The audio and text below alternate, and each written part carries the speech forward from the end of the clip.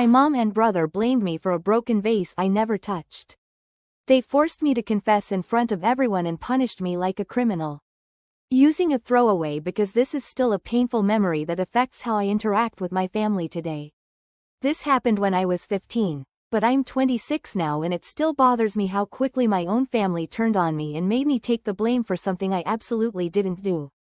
My therapist says this kind of scapegoating can have lasting effects, and honestly, she's right. For some context, I'm the middle child in my family. My older brother Marcus, now 29, was always the golden child who could do no wrong, and my younger sister Zoe, now 22, was the baby who got away with everything. I was just there. The responsible one who kept quiet and stayed out of trouble. My mom Elena has always been very image conscious and believes that family loyalty means protecting each other no matter what, even when that protection comes at someone else's expense. The incident happened during my Aunt Carmen's 50th birthday party at our house. Mom had spent weeks planning this elaborate celebration because Aunt Carmen was her favorite sister and she wanted everything to be perfect. She'd decorated the entire house, hired caterers, and borrowed my grandmother's antique crystal vase for the centerpiece, this beautiful, expensive piece that had been in our family for generations. The vase was sitting on a small table in our living room, surrounded by fresh flowers. Mom had positioned it perfectly so it would be the first thing guests saw when they walked in. She must have reminded us a dozen times that week to be careful around it. That vase is irreplaceable, she kept saying. It belonged to your great-grandmother. If anything happens to it, your grandmother will never forgive me. The party was going well. About 30 family members and friends were there, including cousins I hadn't seen in years, family friends, and some of Mom's coworkers. I was actually enjoying myself, catching up with my cousin Sophia and helping serve appetizers.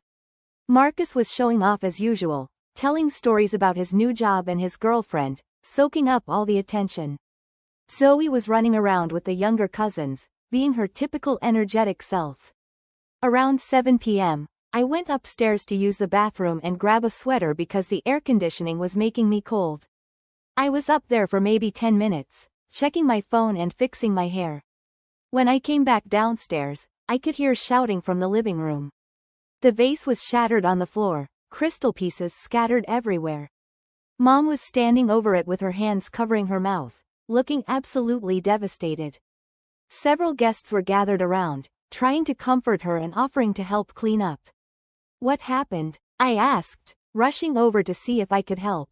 That's when Marcus pointed directly at me. There she is, he said loudly enough for everyone to hear.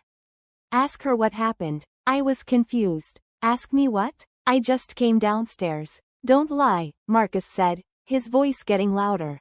I saw you near the table before you went upstairs. You must have bumped it or knocked it over. I wasn't even near the table, I said, looking around at all the faces staring at me. I went straight upstairs from the kitchen. Mom's expression shifted from devastation to anger. Lily, just tell us what happened. We need to know so we can figure out how to explain this to Grandma. Mom, I didn't break the vase. I wasn't anywhere near it. Someone broke it, she said, her voice getting sharp. And Marcus says he saw you in that area. I looked at Marcus, trying to understand why he was lying. When did you supposedly see me near the table? Right before you went upstairs, he said confidently. You were walking through the living room and you got close to where the vase was. That's not what happened, I said, feeling my heart start racing. I went from the kitchen to the stairs. I didn't go near the living room table. But by then, Mom had made up her mind. In front of all those guests, with Aunt Carmen standing right there looking heartbroken about the destroyed centerpiece, Mom needed someone to blame. And Marcus had handed her a perfect scapegoat. Lily, I need you to tell the truth right now, Mom said in that tone she used when she was barely controlling her anger. This is important. That vase meant everything to our family. I am telling the truth, I said, my voice starting to shake. I didn't break it. That's when Aunt Carmen stepped forward. Mija, accidents happen, she said gently. Just tell us what happened so we can move on. The pressure from everyone staring at me, waiting for me to confess, was overwhelming. I could see the disappointment in their faces, the way they were all assuming I was lying. Even my cousin Sophia was looking at me with confusion and hurt. I didn't do it, I said again, but my voice came out weak and uncertain. Mom's face turned red. Lily, stop lying to me. Stop lying to your family. Marcus saw you near the table, and now the vase is broken. Just admit what you did. But I didn't. Enough, Mom shouted, and the entire party went silent. I am so embarrassed right now. In front of our whole family, you're going to stand there and lie to my face about something this important? She turned to address the room. I'm sorry everyone has to see this. Sometimes children think they can lie their way out of consequences, but that's not how we raised our kids.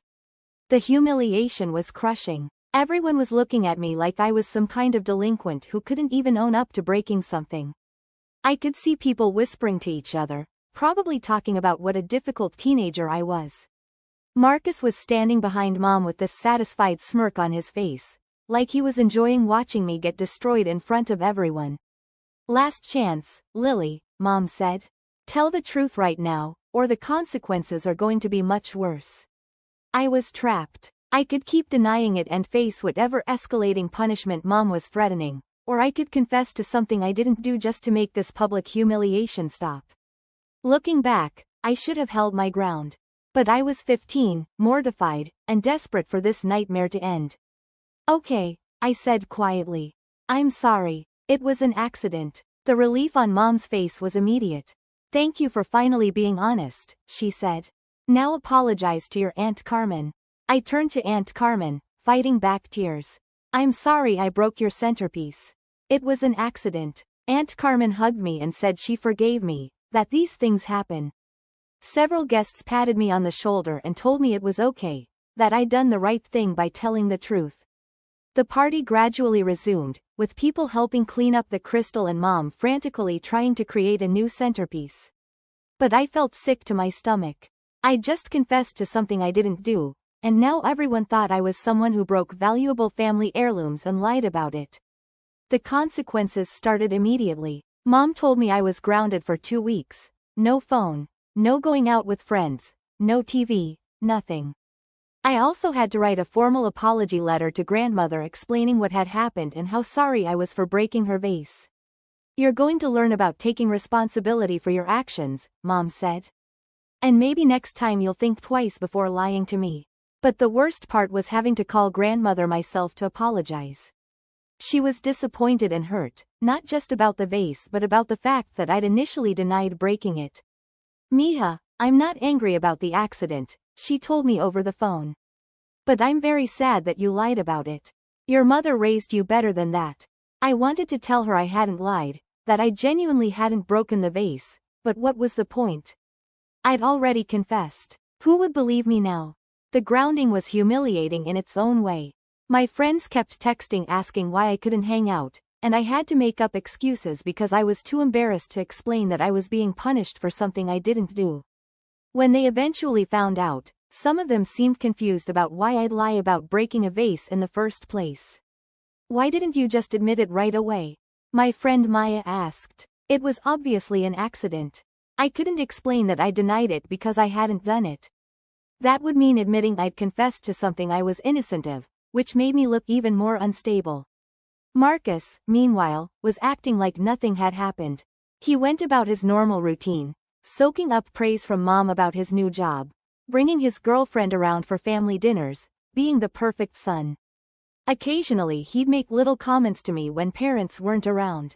Good thing you finally told the truth about the vase, he'd say with that same smirk. Mom was really starting to get upset. I didn't break the vase, Marcus, I'd tell him quietly. Then why did you confess? I couldn't answer that question, even to myself. About a week into my grounding, Zoe came to my room looking guilty and nervous. She closed the door behind her and sat on my bed. Lily, I need to tell you something, she said, her voice barely above a whisper. What? I know you didn't break the vase. My heart stopped. What do you mean? I saw what really happened. I was hiding behind the couch playing with my phone when it happened. Then who broke it? Zoe looked terrified. Marcus did. He was trying to move the table to get something that had fallen behind it, and he bumped into it. The vase just tipped over and crashed. I felt like the world was spinning. He saw it happen? He was the one who made it happen. Right after it broke, he looked around to see if anyone had seen, and then he just left. When Mom found it and started asking questions, he pointed the finger at you. I couldn't believe what I was hearing. Zoe, you have to tell Mom what really happened. I can't, she said, starting to cry. Marcus said if I ever told anyone what I saw, he'd make sure I got in trouble for other stuff. He said no one would believe me anyway because I'm just a kid. But I'm being punished for something I didn't do. I know, and I feel horrible about it. But I'm scared of Marcus. You know how he gets when he's angry. I did know how Marcus got when he was angry. He had a temper that could be really intimidating, especially to a 12-year-old. But knowing that he deliberately framed me and was letting me take the punishment for his mistake was devastating. Please, Zoe, you have to tell the truth. I'm sorry, she said, still crying. I'm just too scared. She left my room, and I sat there trying to process what she'd told me. Marcus had broken the vase, seen me coming down the stairs, and decided in that moment to blame me for his accident. He'd looked our mother in the eye and lied about seeing me near the table. He'd watched me get humiliated in front of our entire extended family. He'd let me get grounded and forced to apologize to grandmother for something he'd done. And now Zoe knew the truth but was too scared of him to speak up. I felt completely powerless. Even if I told my parents what Zoe had said, it would be her word against Marcus's, and she was too frightened to back me up. Marcus was the golden child who never got in trouble, while I was apparently the type of person who broke family heirlooms and lied about it. I finished out my grounding in silence, seething with anger but unable to do anything about the injustice. The worst part was that Mom seemed proud of how I was handling my punishment with maturity. She kept telling people that I'd learned an important lesson about honesty and accountability. But I hadn't learned those lessons at all. I'd learned that sometimes admitting to things you didn't do is easier than fighting for a truth that no one wants to hear. I'd learned that family loyalty apparently meant protecting the golden child at the expense of everyone else. I'd learned that my word meant nothing when it conflicted with Marcus's version of events. The long-term effects of that incident shaped how I related to my family for years afterward. I became much more guarded and careful around them, especially around Marcus. I stopped trusting that my parents would give me a fair hearing if there was ever a conflict between Marcus and me again. Marcus continued to be the golden child, but our relationship changed completely. I knew who he really was now, someone who would throw me under the bus to save himself from getting in trouble. He probably assumed I'd forgotten about the vase incident, or that I'd convinced myself I really had broken it. But I hadn't forgotten. Every time Mom bragged about what an honest, responsible son she'd raised, I thought about that night. Every time someone in the family told the story of how I'd learned an important lesson about telling the truth, I felt that familiar surge of anger and helplessness. Zoe carried her own guilt about the situation. She'd apologized to me periodically over the years, usually when she'd had a conflict with Marcus and was reminded of how intimidating he could be. I should have been braver, she'd tell me. I should have told Mom what really happened. You were 12, I'd remind her. You were scared. I understand. But understanding didn't make it hurt less. The dynamic continued into adulthood. Marcus remained Mom's favorite, the one who could do no wrong. When he got engaged, Mom threw him an elaborate party and spent months planning every detail. When he got promoted at work, she called everyone in the family to share the news. When he bought his first house, she posted about it constantly on social media.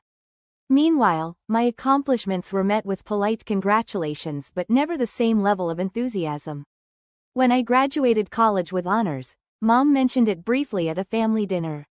When I got my first job in marketing, she said she was proud but didn't make a big deal about it. The pattern was clear. Marcus was the star, and I was just supporting cast. The breaking point came last year during Christmas dinner. We were all at Mom's house, including Marcus's wife and Zoe's boyfriend. Someone mentioned the old family stories, and Mom brought up the vase incident. Remember when Lily broke grandmother's vase at Carmen's party? She said, laughing. She tried to deny it at first, but eventually she told the truth. It was such a good lesson about honesty. I'd heard this story retold many times over the years, always with the same moral about learning to take responsibility. But something about hearing it again, in front of Marcus's wife who was meeting our family for the first time, just snapped something in me. I didn't break that vase, I said quietly. The table went silent. Mom looked confused. What do you mean? I mean I didn't break grandmother's vase. I never touched it. I was upstairs when it happened. Lily, what are you talking about? Mom said, her voice getting that familiar sharp edge. You confessed. You apologized to Aunt Carmen and grandmother. I confessed because you forced me to. Because Marcus lied and said he saw me near the table, and you wouldn't believe me when I denied it. I looked directly at Marcus, who had gone very pale. Tell them, Marcus. Tell them what really happened that night.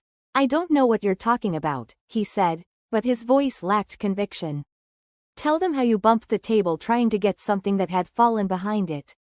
Tell them how you broke the vase and then decided to blame me when you saw me coming downstairs. Zoe was staring at her plate, clearly uncomfortable. Mom was looking back and forth between Marcus and me like she couldn't process what she was hearing. Lily, this is ridiculous, Mom said. Why would you make up a story like this 11 years later? Ask Zoe, I said. She saw the whole thing. She's known the truth this whole time. All eyes turned to Zoe, who looked like she wanted to disappear. She glanced at Marcus, then at me, then back at her plate. Zoe, Mom said, what is Lily talking about? Zoe took a deep breath.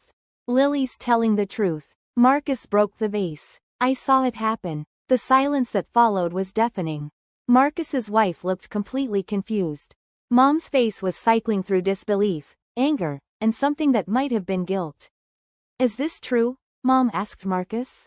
Marcus tried to deny it, but with both Zoe and me telling the same story, and with his obvious discomfort, the truth was pretty clear. Finally, he admitted it. It was an accident. I didn't mean to break it. And when everyone started asking questions, I panicked. I'm sorry. Mom turned to me with an expression I'd never seen before, something between shame and devastation. Lily, I don't know what to say. You could start with an apology, I said. For forcing me to confess to something I didn't do.